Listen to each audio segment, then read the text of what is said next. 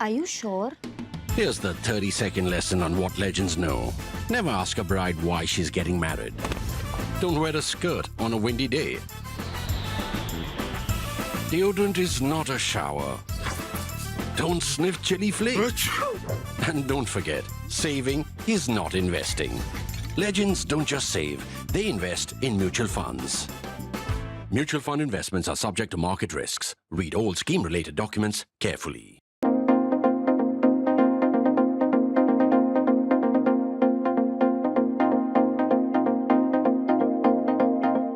This is a heavy headline and intrigue-laden political environment. We've seen one state government under great pressure with the arrest of its chief minister. We've seen another one change hands in a way with the chief minister going back to the BJP, to the alliance with the BJP. So in this heavy headline and intrigue-laden political environment, we run a real risk of missing out on three vital pointers. Let's go chronologically with all three. First, on the day of the consecration of the Ram temple at Ayodhya, many key handles of the Bharatiya Janata Party shared the original version of Raghupati Raghav Rajaram, or what's called the Ramdhun. Composed by maestro late Vishnu Digambar Paluskar. There is some debate over who actually wrote it, but we know that it was written in Tulsi Das's era, the original. That is in the 17th century between a great Marathi poet, Goswami Tulsi Das. Then the Prime Minister in his latest Mann Ki Baat displayed on the screen the original first page and preamble of the Constitution. That's without the words secular and socialist that Indira Gandhi added in her 6th year parliament in 1976. And finally, Nirmala Sitharaman in her budget speech introduced the idea of a committee to look at the quote-unquote challenge of population growth. Each of these represents a key element of the BJP-RSS thinking and helps us understand the politics of the Modi government. If you are curious why the Ramdhun is an issue, do note that the original, and I will share a link with you with the description of this video, that the original being shared now does not have the second line we have all sung through 3 generations in India, and which we presumed was part of the original, which is Ishwar Allah Tero Naam, Sabko Sanmati De Bhagwan, Raghupati Raghav Raja Ram, Patit Pavan Sita Ram, Ishwar Allah Tero Naam, Sabko Sanmati De Bhagwan, or translated loosely as Ishwar or Allah, you are the same God, please bless everyone with wisdom. This line actually was a Gandhian modification or Gandhian editorial change to give the composition a secular flavor. The 17th century composition is secular flavor. On the day of the Pran Pratishtha, the BJP was reminding us which Ramdhun in its view was secular and which pseudo-secular, you know what I am saying. The tune also made an appearance at the beating of retreat ceremony later this week with the military band playing it, the tune. This was an appearance after 2016. And you would wonder which words were being hummed by the BJP's leading lights. The context of the original preamble is that the BJP is reminding you that the word secular is a latter-day insertion by an illegitimate Lok Sabha. Its term was extended in the emergency in 1976. So it was in Lok Sabha with an extended term in its 6th year. And that's why it sort of does not belong there, like that Ishwar Allah Tero Naam line in the Ramdhun. Population growth is another old RSS BJP concern. Never mind that Indian birth rates are already at replacement levels and declining. In fact, we face the risk right now. It's a challenge of declining and aging population by the time our per capita incomes are at around $3,500. Today they are about $2,500. So by the time we get to $3,500, chances are that our population will be declining and aging. And this, while the Chinese find it crippling threat at the $12,500 per capita figure today, that their population has begun to decline and they think it's crippling their economy and they see it as a big threat. So the Chinese, in fact, are trying very hard to get their population growth to come back on. The issue, however, is that we can never argue with ideological beliefs. That is the issue. Now we come to harder politics. Over its decade in power, the Modi government has acquired a reputation of keeping everything close to its chest, of always succeeding in surprising the closest watchers of Indian politics, including those who claim to be its friends, those who are its friends, or who claim to have the inside track on the BJP. None of them, for example, was able to foresee the coming of Yogi Adityanath as the Chief Minister of Uttar Pradesh. And there are many other things like that, demonetization, the changes in Kashmir, all of that happened all of a sudden like big surprises. But is this government really so mysterious and inscrutable? Is there a key to breaking the code of this BJP's politics, a window to its mind? The key lies in understanding its ideological commitment. The key lies in understanding first its ideology and then its commitment to it, and also accepting the fact that the BJP leaders almost unanimously remain totally committed to its ideology. Even someone like Vajpayee, who might have given the impression that he had grown beyond it, hadn't. He was only responding to his political reality, which is that he had a government without a majority. We have to be sobered therefore by how cruel this Modi Shah and now Modi Shah Nadda approach has been, and I say cruel with a smile or maybe with a smirk. It's particularly cruel to the reputation of the dwindling tribe of senior political journalists like us. This particularly includes many claimants to inside knowledge and who were acknowledged to be and also see themselves as being close to the BJP.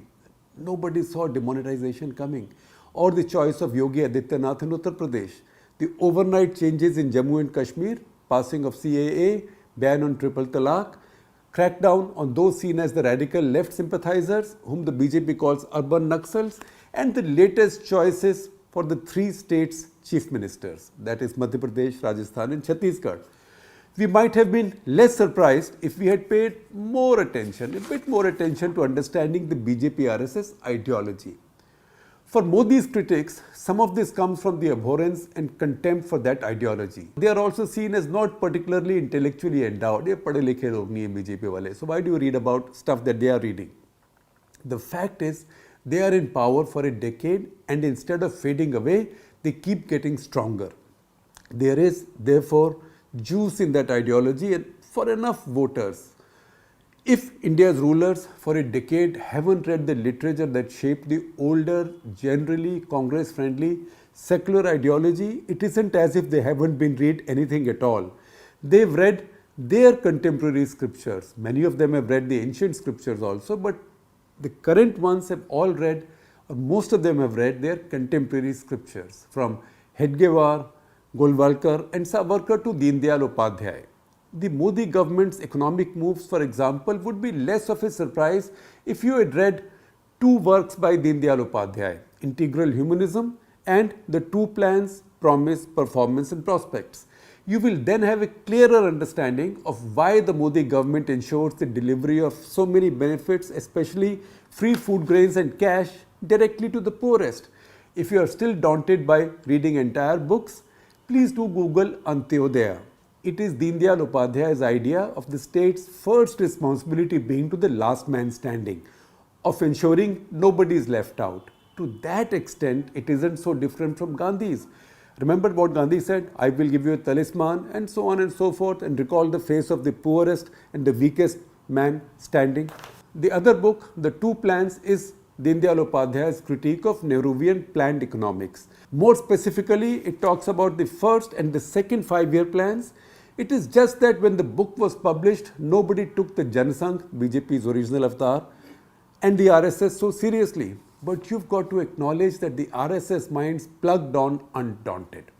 Some of the latest emphasis on Atmanirbharta, shepherding and patronizing Indian entrepreneurs in preference to foreigners or multinational corporations, helping them become big and rich, protecting them from global competition, are all ideas you can see trickling down from here. Every Sarsang Chalak has spoken about these. The idea of one nation, one election, in fact also total centralization, by the way, comes from Golwalkar. If you want to read more, you can check out golwalkarguruji.org. The idea has been resurrected by his followers in power now in the 50th year of his death. He died in 1973. You can't ignore these texts however much you dislike the BJP-RSS ideology. Unlike the texts of the left parties, they do not lean on the great global names of the 19th and 20th century political history. That's Marx, Engels, Lenin, Mao and so on. Unlike Nehru's discovery of India for the Congress, these aren't so enjoyable to read as well. They are a bit dry and dour, but not complex readings. The RSS BJP gurus, by the way, are all Indian. Very few voters are familiar with them, unlike the writings of Nehru and Gandhi in our school textbooks. But that doesn't matter. The most important thing is people are voting for those following these texts. The coming generations of Indians will also be reading them, and you can be sure that the coming generations of Indians will also be reading these texts in their school textbooks now, just as ours read Nehru and Gandhi. The essential difference between the BJP and the Congress governments of the past is the commitment to ideology. The Congress leadership said much greater flexibility. Ideology guided their policies but never governed them. For the BJP, it is different. Its commitment to ideology is almost fundamentalist. The changes in Kashmir, Muslim personal laws, building of the Ram temple and consecration under the Prime Minister's personal watch, and a whole lot of the economic changes including import restraints and PLI incentives were all drawn from this ideology. The suspension of trade, for example, all drawn from this ideology. If you delve deeper, even demonetization comes from this ideology. If we were reading their texts, we'd be less surprised. That's why go back to listen to them or read again the 3 instances I listed earlier on. Going ahead in the Modi BJP, read RSS epoch, we should expect a concerted quote-unquote cleaning up of what is seen as pseudo-secular contamination from the Ramdhun to the preamble of the constitution. And population growth, read Muslim population, will be a focus area. Late Professor Stephen Cohen was once asked why the CIA failed to pick anything on the Vajpayee government's Pokhran 2 tests. He famously said, the problem with the intelligence people is they never read anything that isn't marked classified, like the BJP election manifesto. It wasn't marked classified, so they never read it. If only they had read it, they would have known the tests will follow soon after the BJP government was sworn in. Apply the same test now to our understanding of the Modi government and the BJP now. Start reading their texts, none is marked classified.